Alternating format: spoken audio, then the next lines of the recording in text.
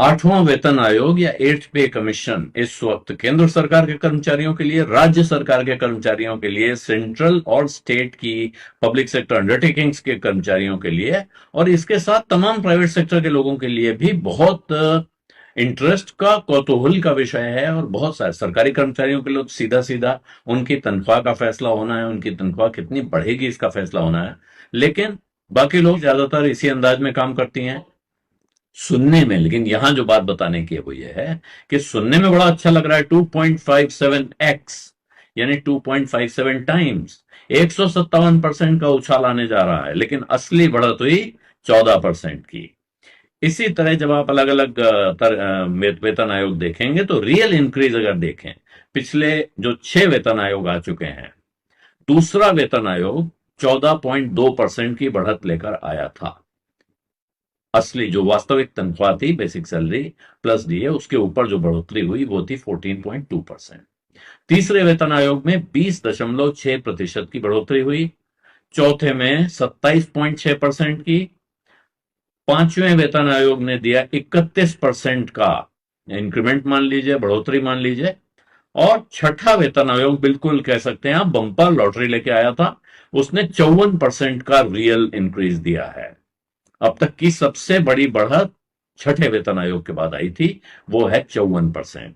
और सातवें वेतन आयोग में ये फिर 14.3%, जो अभी ये बताया था कैलकुलेशन, ये लगभग दूसरे वेतन आयोग के बराबर 14.2% वहां था, ये 14.3% है। तो सबसे बड़ा छठा वेतन आयोग, सबसे जबरदस्त बढ़ोतरी, और सबसे कम दूसरे वेतन आयोग और सातवें वेतन आयोग में हुई है। तो ये हिस्ट्री इसलिए जरूरी है कि ये देखें कि आठवें वेतन आयोग का जब फिटमेंट फैक्टर है, उसके सामने क्या प्रोजेक्शन किसको किया जाना चाहिए। लेकिन अब अगर आप सामने क्या पॉसिबल परिस्थिति हो सकती है उसको देखें, तो एक मान लीजिए कि आज की बेसिक सैलरी 18,000 रुपए है और डीए है 58%, और लगभग अभी 1.5 से 2 साल लगने हैं आठवें वेतन आयोग की रिपोर्ट आने में, तो लागू होने में, तो करीब 4 बार डीए अभी और जुड़ सकता है। तो मान लीजिए यहां से डीए जाकर 68% हो जाता है इम्प्लीमेंटेशन के पहले, तो 18,000 का 68% होगा 12,240 रुपए। तो टोटल सैलरी पहले हो चुकी होगी, 18,000 वाले बेसिक सैलरी वाले आदमी की सैलरी हो चुकी होगी 30,240 रुपए। तो अब इस 30,240 रुपए के ऊपर ही फिटमेंट फैक्टर वाली सैलरी जुड़ेगी। तो अगर 1.9 फिटमेंट फैक्टर आया तो 1.9 से होता है 34,200 रुपए 18,000 का, तो एक्चुअल बढ़त होगी 3,960 रुपए। परसेंटेज में जोड़ेंगे तो 13%। तो 1.9x बढ़िया दिख रहा है, लेकिन बढ़ोतरी होगी 13% की। मान लीजिए 2.57 का फिटमेंट फैक्टर आ जाता है, जैसे सेवेंथ पे कमीशन में आया था, तो बढ़त हो जाएगी, टोटल होगा 46,260 रुपए, और बढ़त होगी लगभग 16,020 रुपए की, और ये अच्छी 53% की हाइक हो जाएगी। और मान लीजिए 2.86 का फिटमेंट फैक्टर आ गया, तो फिर आपको टोटल हाथ में आएंगे 51,480 रुपए। इसका मतलब हुआ 70% की हाइक आ सकती है, ये अच्छा भला जंप होगा।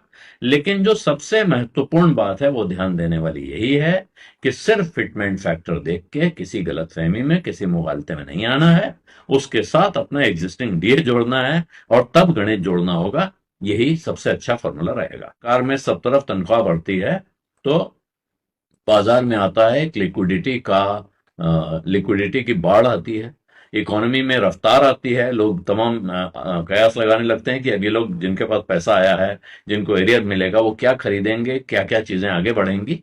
तो एक तरह से इकोनॉमी के लिए अच्छा बूस्ट आता है। इसलिए प्रश्न इस वक्त ये है कि क्या होने जा रहा है। तो जो सबसे बड़ा सवाल है कि फिटमेंट फैक्टर क्या होगा, और क्या बड़ा फिटमेंट फैक्टर होने का मतलब हमारी सैलरी में जबरदस्त उछाल। ये केंद्र सरकार के कर्मचारियों के मन में ये प्रश्न है। लेकिन इसका जो असली गणित है अंदर का, वो बड़ा इतना सीधा साधा नहीं है। जब ये गणित लगाई जाती है तो इतिहास में अगर आप जाके देखें कि फिटमेंट फैक्टर, सिर्फ फिटमेंट फैक्टर देख के गुजारा नहीं होता है, उसके साथ आपको और चीजें भी देखनी पड़ेंगी, वरना आप झांसे में आ सकते हैं। सरकारी कर्मचारियों में बहुत सारे लोगों को लगता है कि अगर फिटमेंट फैक्टर 2.5 या 2.8 हो गया, मतलब जो मिल रहा है उसका 2.5 गुना, या जो मिल रहा है उसका 2.8 गुना, या 280%, तो बिल्कुल तनख्वाह में जबरदस्त उछाल आ जाएगा, 150% की तेजी आ जाएगी। लेकिन सच बात यह है नहीं, यह ऐसे काम नहीं करता है फॉर्मूला। ये फॉर्मूला जो होता है इसके हिसाब से जब सैलरी बढ़ती है, तो वो ये फिटमेंट फैक्टर आपको बहुत ऊंचा सपना दिखा सकता है, लेकिन असली उससे काफी कम हो जाता है। और उसकी वजह यह है कि डीए मर्जर एक चीज होती है। डीए का मर्जर होता है, जो अब तक आपको महंगाई भत्ता या डियरनेस अलाउंस मिल रहा होता है, उसको बेसिक सैलरी में मर्ज किया जाता है। और जैसे ही वो मर्ज होता है, तो उसके बाद यहां गणित पूरी बदल जाती है। क्यों बदल जाती है, ध्यान देने की बात है। फिटमेंट फैक्टर क्या है, पहले समझना चाहिए। आयोग ये सिफारिश करता है कि जिस वक्त पिछली बार तनख्वाह बढ़ी थी और तब से अब तक ये परिस्थितियां बदल चुकी हैं, खर्च के पैटर्न बदल गए हैं, महंगाई इतनी बदल गई है, तो महंगाई बढ़ गई है, उसको हिसाब रखते हुए अब मान लीजिए 2.5 2.7 कोई फिटमेंट फैक्टर दे दिया जाए कि अब इतनी बढ़ा के आपको तनख्वाह देनी चाहिए। लेकिन जब वो रिपोर्ट लागू होती है, तो ध्यान दीजिए, उससे पहले ही पिछली बार जब रिपोर्ट लागू हुई थी, उसके बाद से धीरे धीरे धीरे महंगाई के साथ महंगाई भत्ता बढ़ता चला जाता है, क्योंकि वो इन्फ्लेशन इंडेक्स है। सरकार उसकी किस्तें बीच बीच में जारी करती हैं, आप खबरें पढ़ते होंगे। तो जब नया पे कमीशन आता है, तब तक आमतौर पे डीए काफी बढ़ चुका होता है। कभी 50% होता है, कभी वो 100% होता है, और कभी कभी 125 या 150% बेसिक पे के मुकाबले भी होता है। तो जब नया सैलरी स्ट्रक्चर आता है, तो ये जो डीए है, इसको पहले आप उस फिटमेंट फैक्टर में लाने से पहले इसको भी मर्ज। आठवां वेतन आयोग या एट्थ पे कमीशन इस वक्त केंद्र सरकार के कर्मचारियों के लिए, राज्य सरकार के कर्मचारियों के लिए, सेंट्रल और स्टेट की पब्लिक सेक्टर अंडरटेकिंग्स के कर्मचारियों के लिए, और इसके साथ तमाम प्राइवेट सेक्टर के लोगों के लिए भी बहुत इंटरेस्ट का, कौतूहल का विषय है। और बहुत सारे सरकारी कर्मचारियों के लिए सीधा सीधा उनकी तनख्वाह का फैसला होना है, उनकी तनख्वाह कितनी बढ़ेगी इसका फैसला होना है।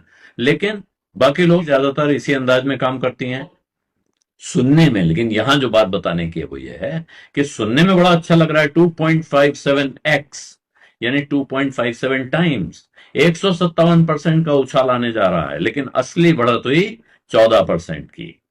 इसी तरह जब आप अलग अलग वेतन आयोग देखेंगे, तो रियल इंक्रीज अगर देखें, पिछले जो 6 वेतन आयोग आ चुके हैं, दूसरा वेतन आयोग 14.2% की बढ़त लेकर आया था। असली जो वास्तविक तनख्वाह थी, बेसिक सैलरी प्लस डीए, उसके ऊपर जो बढ़ोतरी हुई वो थी 14.2%।